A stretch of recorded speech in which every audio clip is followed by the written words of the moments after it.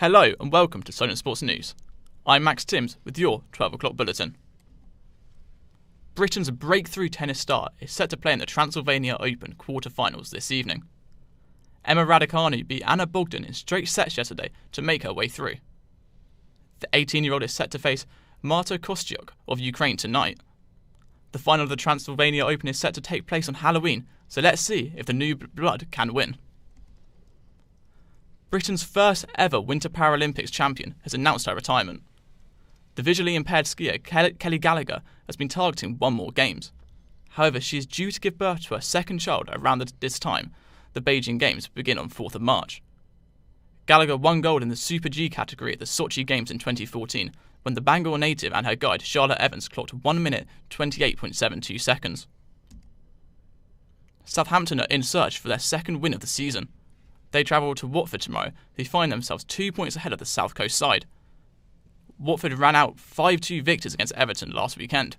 Claudio Ranieri is still buzzing about their hat-trick hero Josh King. I didn't remember him very well, no? And I make my well done to him, but not for the hat-trick. How he played, very well. He hold the ball. He give the time to the other teammates to come and close every action. A legendary midfielder is set to take charge of one of Europe's biggest clubs. Xavi, who played for Barcelona for 17 years, was contacted on Wednesday night by the board and is expected to take charge imminently.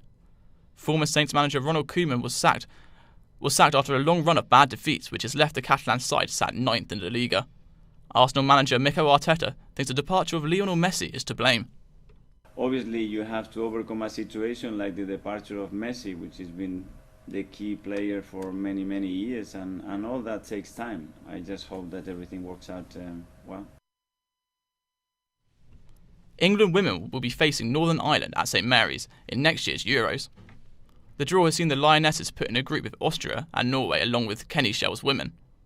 St Mary's will also be hosting Northern Ireland's other two group games, whilst the final is set to be held at Wembley. Local National League action is taking place this weekend.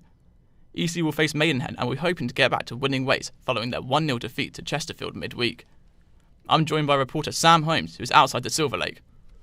Sam, how will Eastleigh be feeling ahead of tomorrow's game? Yeah, Max, there's mixed feelings here at Eastleigh. As you said, they lost 1-0 to Chesterfield midweek in what was a pretty disappointing performance. Also, tomorrow they could be without Tom Broadbent and potentially Josh Hare, so there's trouble with the squad as well. On the other hand, though, they're unbeaten in 5 at home. They've turned the Silver Lake into a bit of a fortress recently with 3 wins and 2 draws.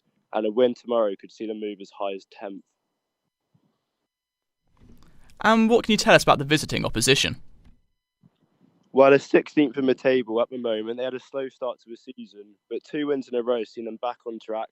They beat Wrexham midweek 3-2. That was a massive win for them. And the one to watch is Sam Barrett, who has 5 goals from 9 games in midfield. Cheers, Sam. A group of 10 former players are suing the Rugby League for negligence. The ex-pros say playing the sport has left them with brain damage and the authority did not take the reasonable precautions.